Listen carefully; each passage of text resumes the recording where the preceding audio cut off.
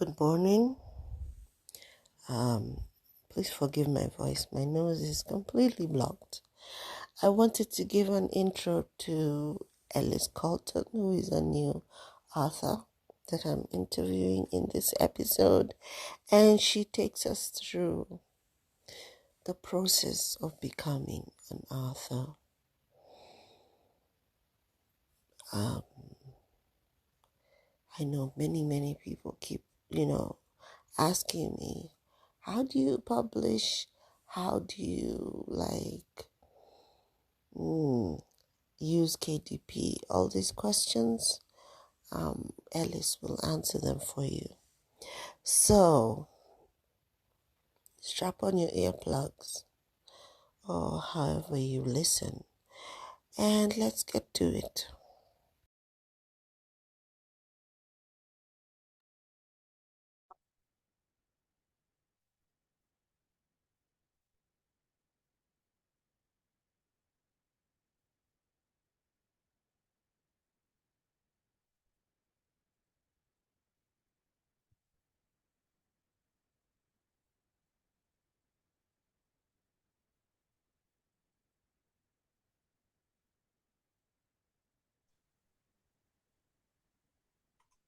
Hi there. Hi. Let me How are Hi. you? I don't know why I told you midnight. Is that what it is for you? Yeah, Oh, do you want cause to for do it? cause for Do you want once to I do was it? sleepy, but I'm I'm sorry, what? usually so awake at this time.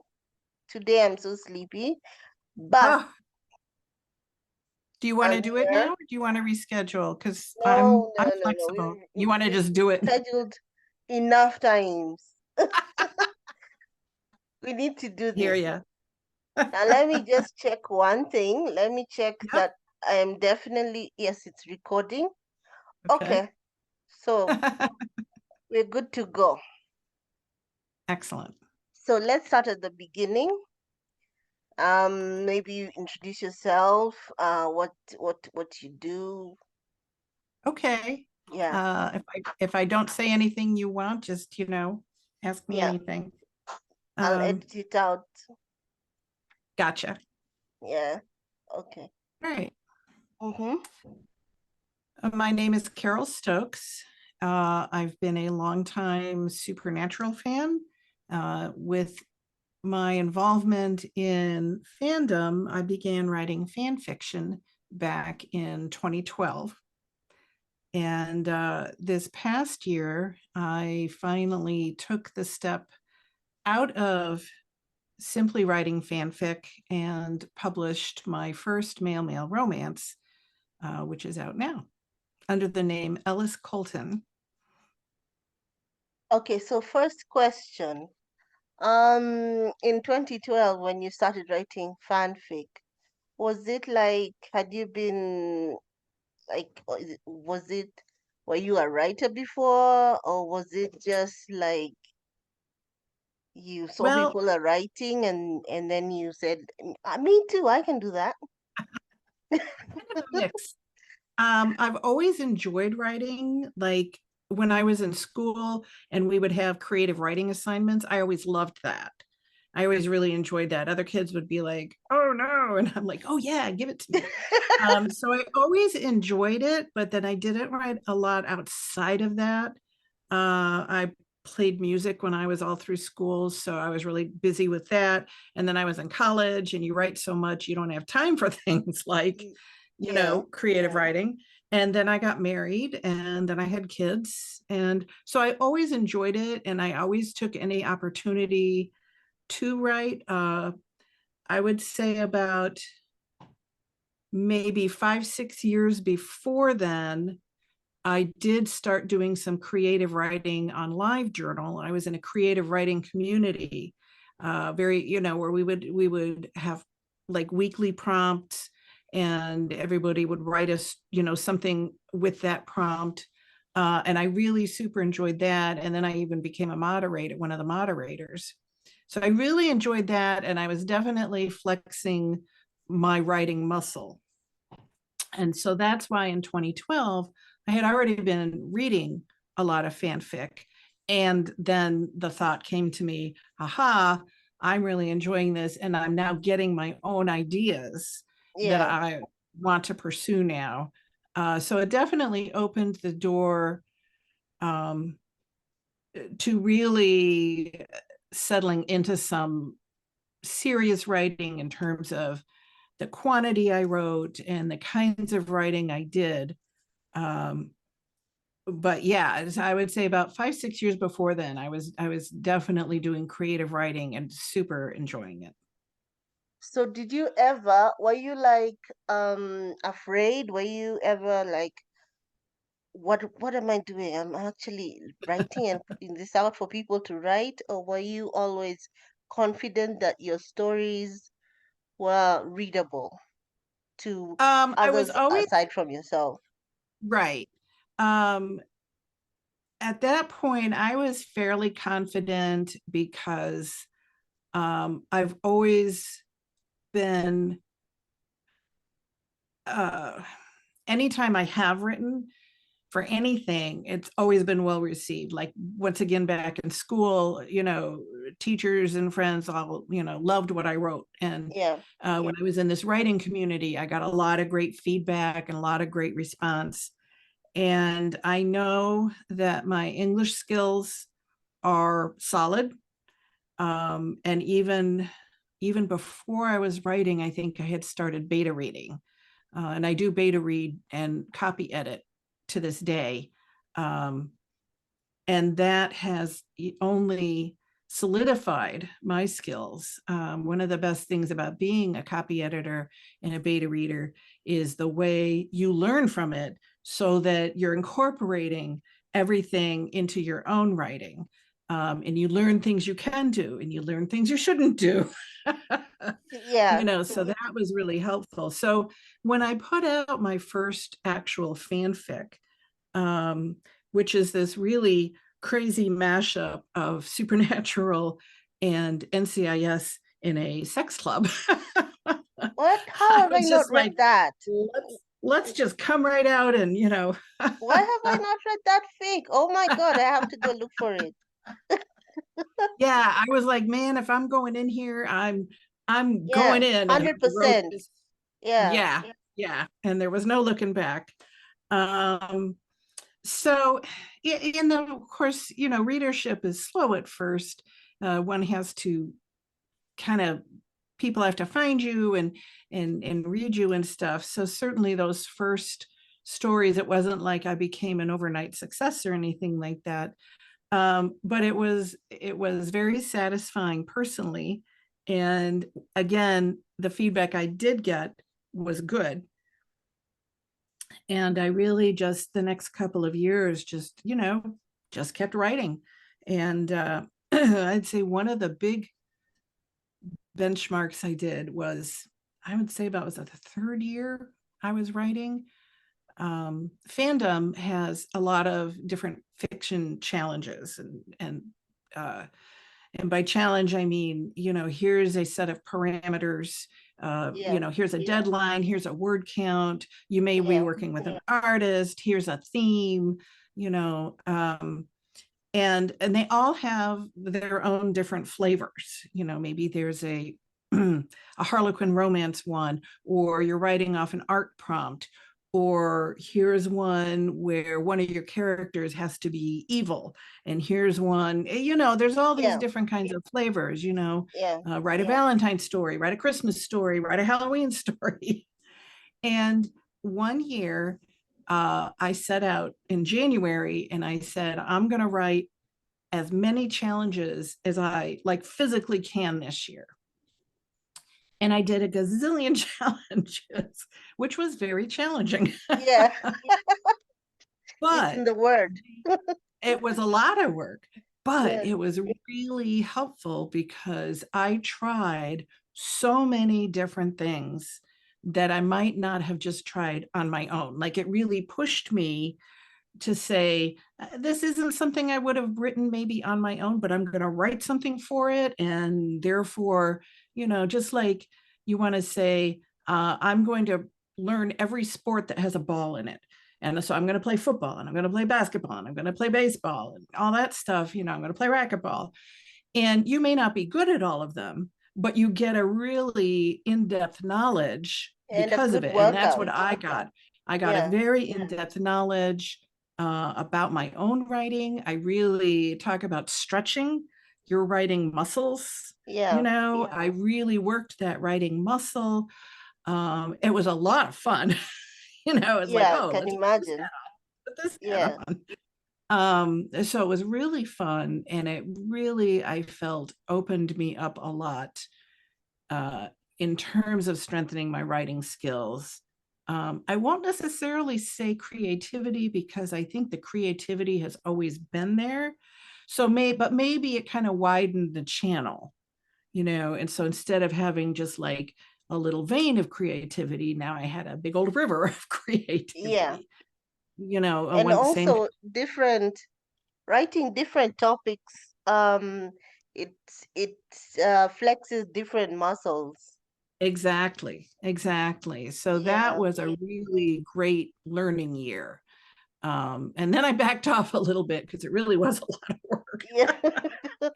And I just, started kind of choosing. But even though I was a little choosier about where I was putting my time, um, the fact is those gates had all been opened, and I was much more receptive to doing things and to choosing what stories I wanted to write, and if I wanted to write them within the construct of a challenge, or simply write them on my own and post them on my own. And I kind of do a mix of that.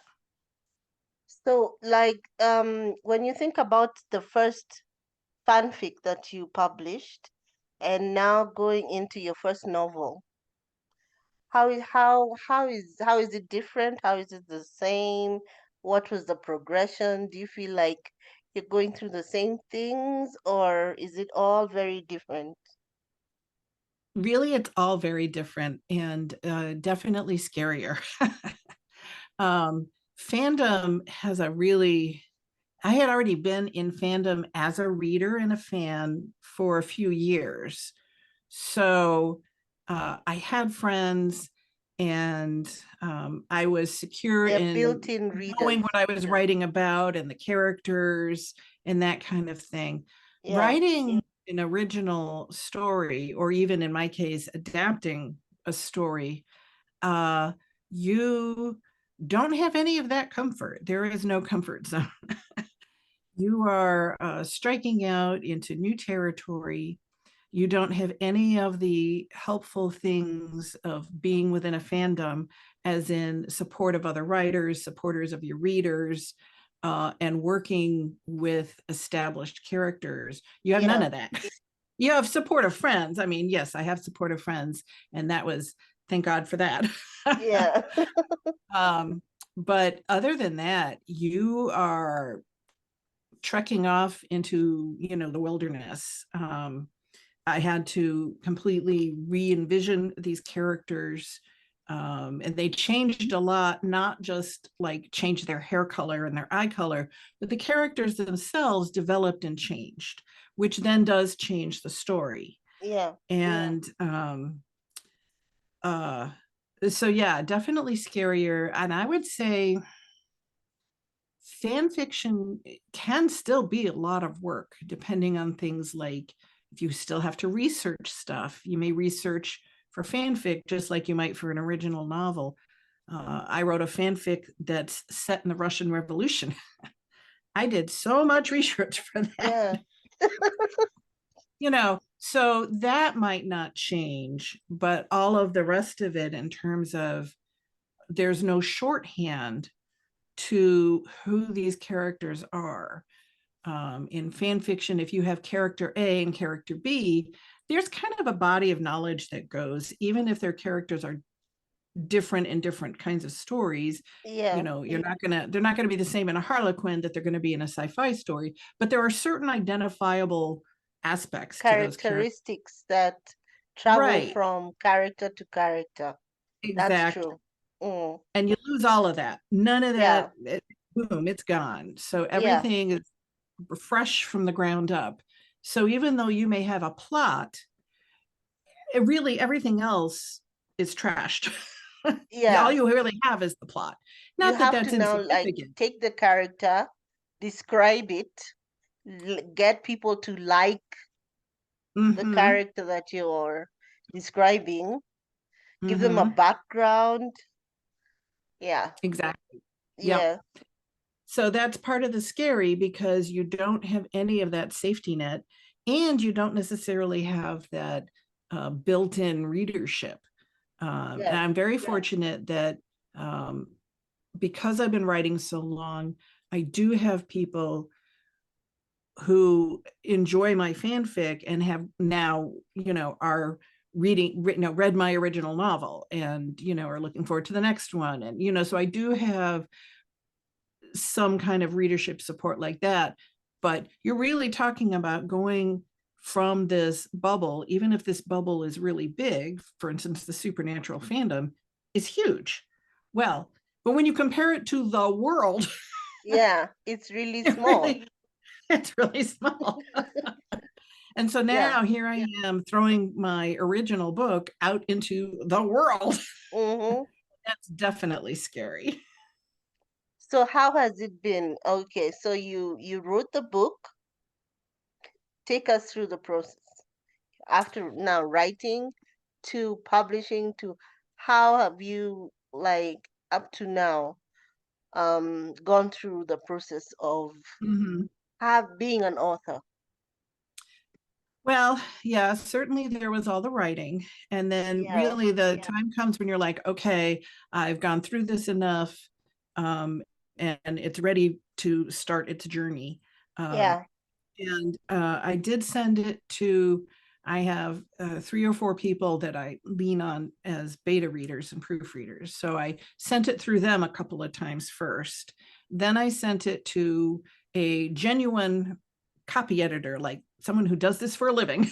Yeah. So I sent it to a copy editor who is a friend of mine. So I knew she'd be gentle. And it went and it was in there for a few weeks. And then I got it back with all the edits. Yeah. And all the times where, like, even after having been proofread, there's always something. There's always something. There's So always then I got the edits back, and some of them were little easy things like do this regarding the format. But then others would be like, well, maybe you need to clarify this scene, or this seems a little abrupt. Maybe can you maybe think about adding a scene or two so that the course of action flows smoothly and things like that. So then I mm, reworked it for a while.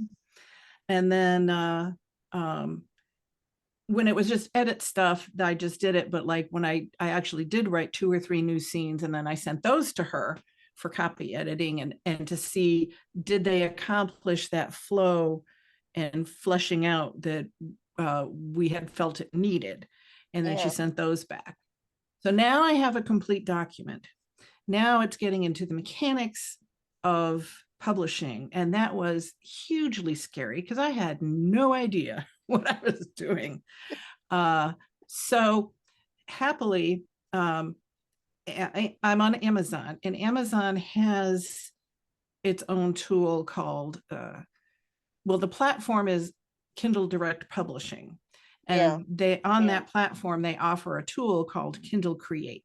And it's a program. So when you open your document in Kindle Create, it formats it for you. Like, what is, how is this work? What is the Chapters space and and whatnot. stuff? Yeah. I'm sorry. You mean like the chapters, the way they look Right. and Right. yeah. Right. And Mm-hmm. it has modules. So if you want your title page, you click on that and you make your title page, and you have your copyright page and your dedication page. And these are all just like you can just add them into your document, and it puts them in at the right space, and it has the boxes for you to fill out. And So like here's makes a my book makes a ISBN book number. out of them. Exactly. And Yeah. then so I did all of that. And that took a little bit. Every once in a while, if you have something in your original Word doc, uh, Kindle will kind of be like either I'm not sure what you want to do here, or it will do it. And then you look at it and go, oh, I did not do that right. So it can take a couple of uploadings and processings to get that right.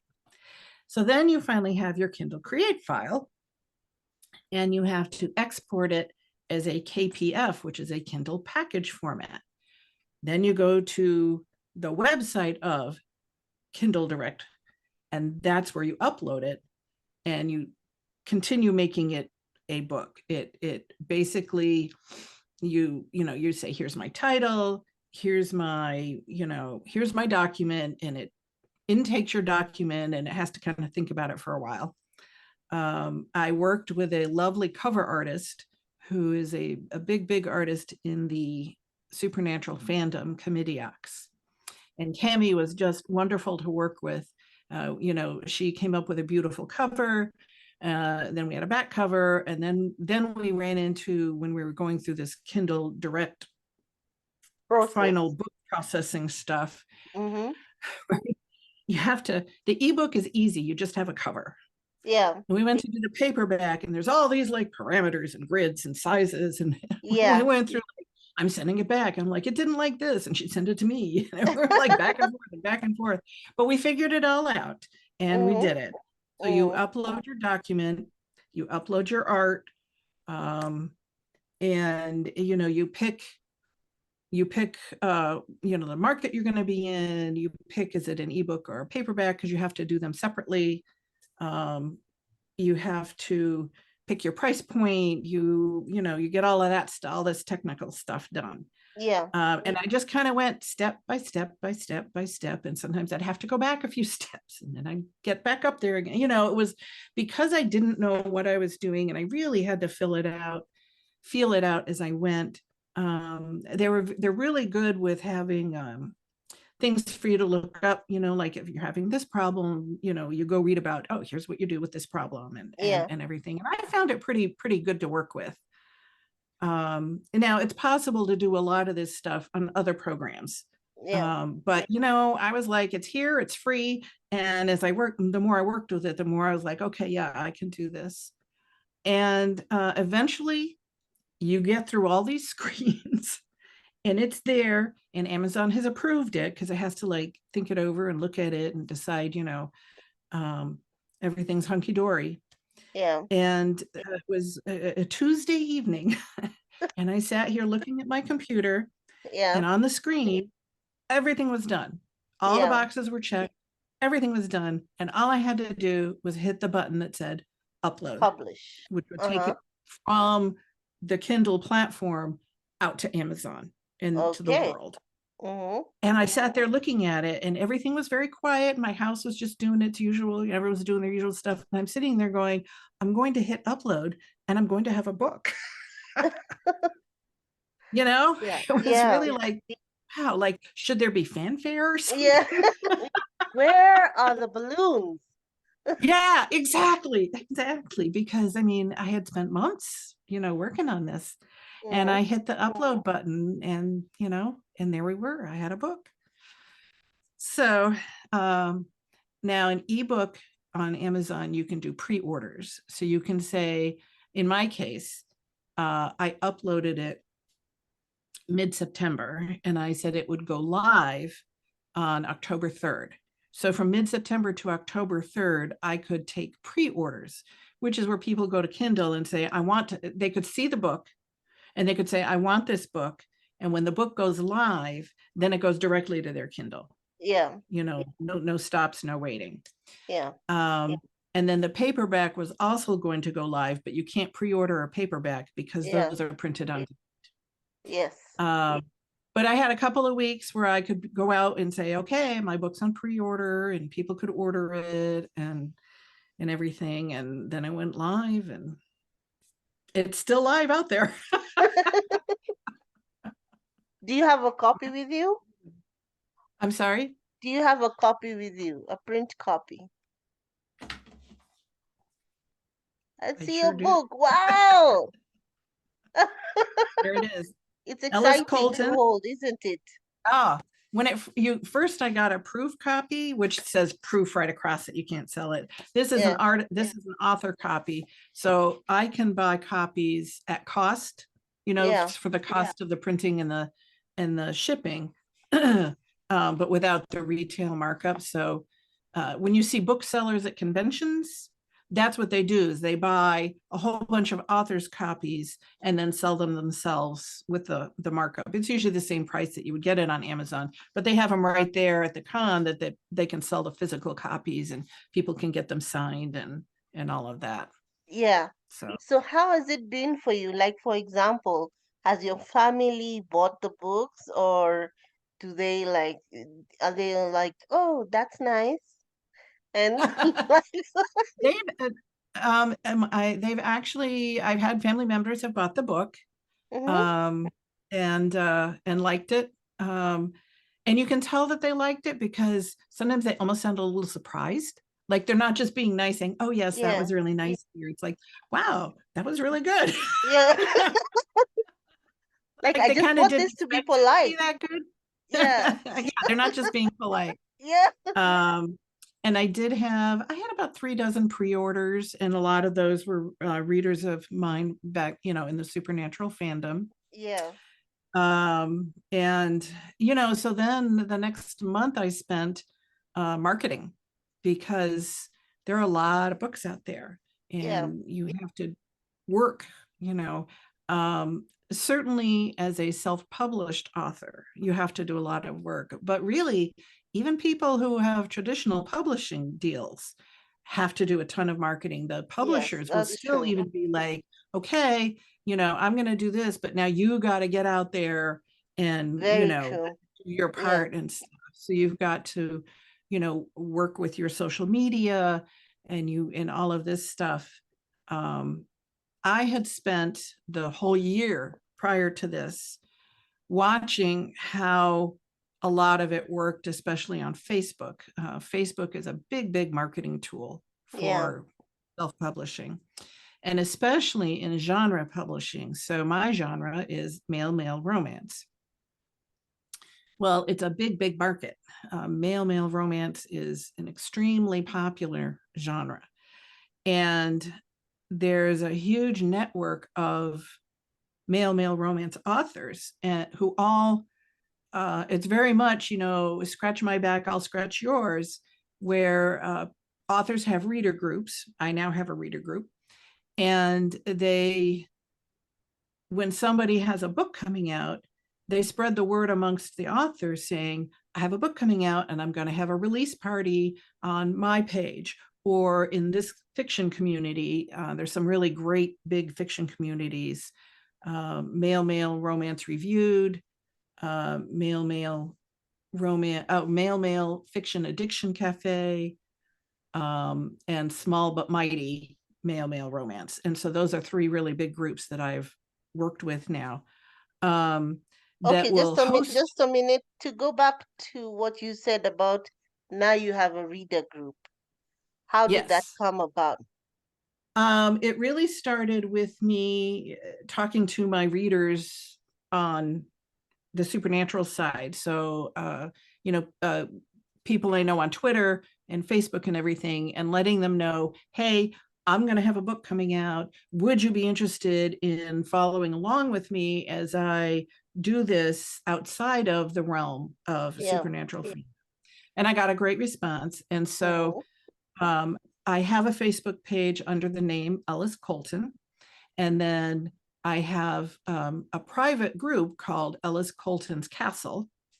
Uh, so my public page is just me on Facebook as Ellis, interacting like anybody does. But then the readers group is for, you blog a little bit about what you're doing and what's happening with your books and your writing, and just, you share as much personal as you want. You want them Yeah. to get to know you. And I certainly started off with a lot of friends. So I was like, here's what I'm doing and blah, blah, blah. Yeah. So they sign up, and then as you're doing things and your name starts getting out, with all of these release parties and everything, what happens is somebody has their party and you participate as an author. So, for instance, I had one of my release parties for Prescription for Love. So I invited like a dozen authors, and all during the afternoon, they came into my reader group or the community that was hosting the party for me. Like you rent a hall. Like, Yeah. I'm having my party at the Masons, Yeah. So it'd be like, I'm having my party at the Fiction Addiction Cafe. Yeah. And all these authors come, they congratulate you on your book, they talk about their books. A lot of times they give away ebooks, so you have chances to win ebooks and everything.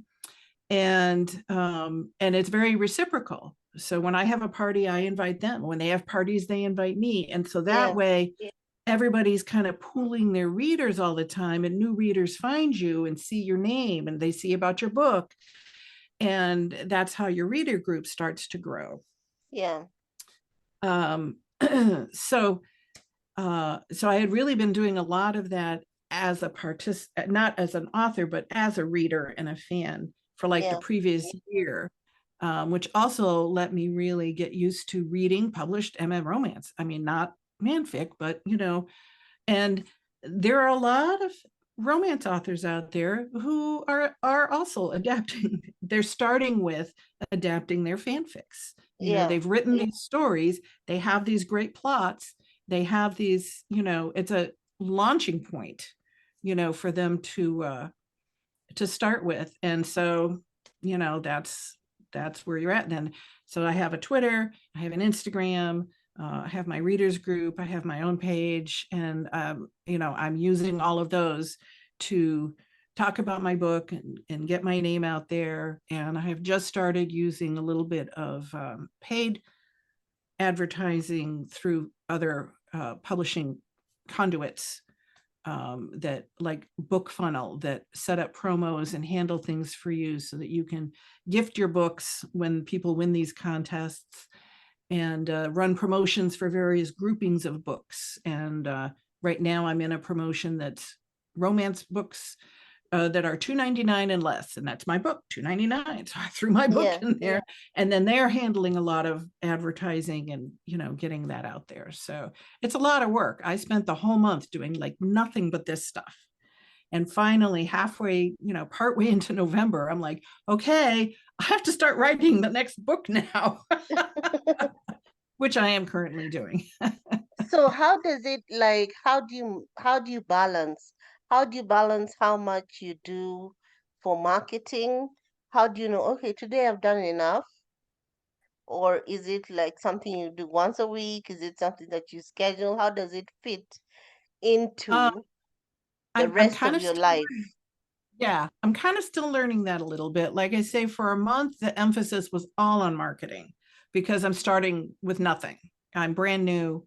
It's one thing when you already have 6 books out, Yeah. and you have, 2,000 people in your reader group. I Yeah. have 110. So it was a lot because I wanted to be everywhere I could to start building something. And this is the other thing, when I get a new book out, I'll have something to at least start with to build on for the next one. Yeah. I do every day. I go into my Ellis Colton socials and try to post something or see what's happening. Facebook is the one I'm most active on, but I'm starting to really make sure that every time I do Facebook, I'm doing Instagram. And every time I'm making graphics, because I go on Canva and I make a lot of my own graphics, I make sure I've got the Twitter graphic, the Facebook graphic, and the Instagram graphic, because none of them are the same size. You should also I have to do one and then resize. yeah, you should But also every add day. Pinterest.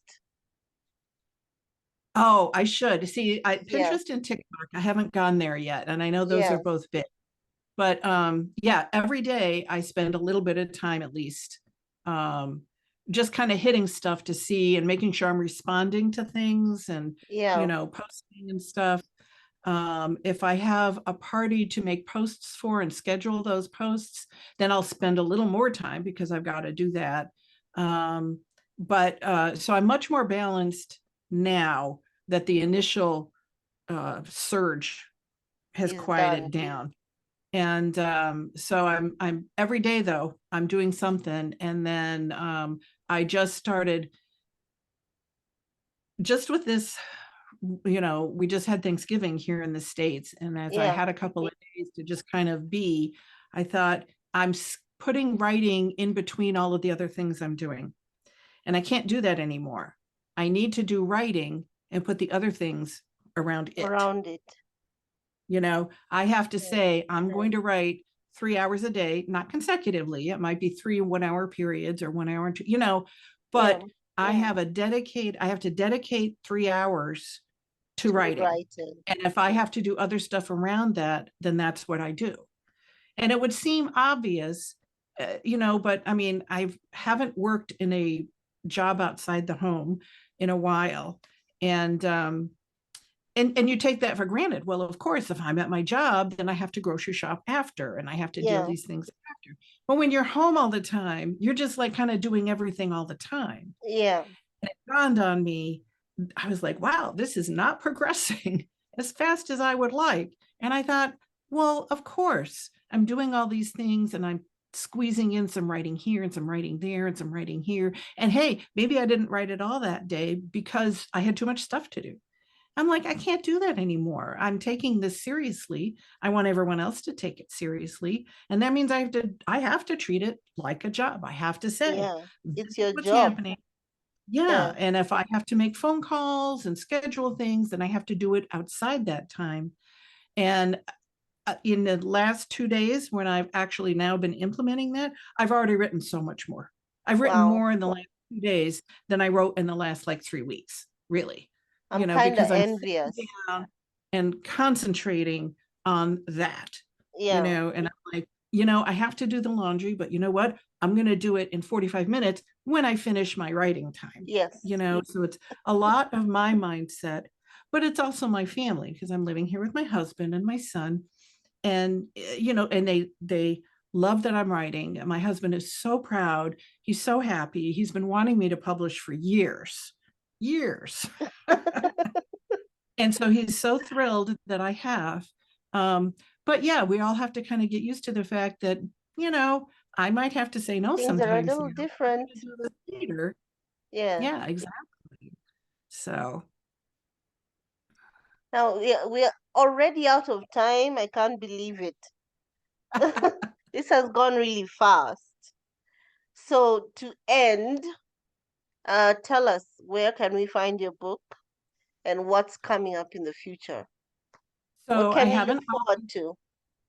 I have an author page on Amazon. It's Ellis Colton, ELLIS COLTON. So you can look it up on that. My book is called Prescription for Love. It's available as an ebook and as a paperback. My socials if you search for Ellis Colton on Facebook, Twitter, and Instagram, you'll find me.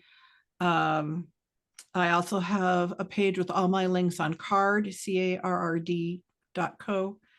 I am working on the second book. I'm planning, I shouldn't even say I'm hoping, I'm planning for it to be out in early February, if not sooner. All right. Yep. All right. I see and so that's in progress as we speak. Is it also another romance?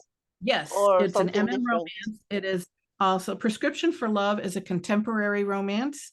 And my second book will also be a contemporary romance, but they're not connected or anything. They're just standalones. The third book that I will be starting as soon as the second book, The Silver Dragon, hits the copy editor, will be a paranormal romance, and that will hopefully be the start of a series where I may have a recurring characters, in this paranormal world. But I do also still want to do some contemporaries as well, and I would like to do it. It's like with when I was doing the challenges again, I'm like, oh, I want to do this and I want to do this because I'd like to do, a historical one, and I'd like the ideas are always so many. Like popcorn kernels, Yeah. Yes, but sitting down and putting them on paper is the challenge. Absolutely. Anyway, I just, as you were talking, I realized that I hadn't got your book. I thought I pre-ordered it, but since it's not on my Kindle, I don't, Ah, I should get that first of all. well, you can find And it right on and Amazon. even as a like I've been an author for a while, you're inspiring me with your work ethic. I feel like Oh, I'm just so lazy right now. So thank you for that.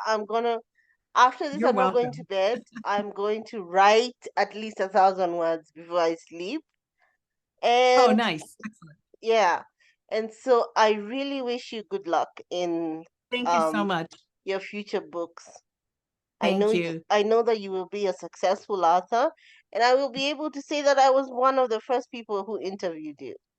Yep, you will. Thank you so Yeah. much. All right. Thank you for doing this. No And problem. Anytime. I will say good night before Zoom says it for me. Good night. Good night.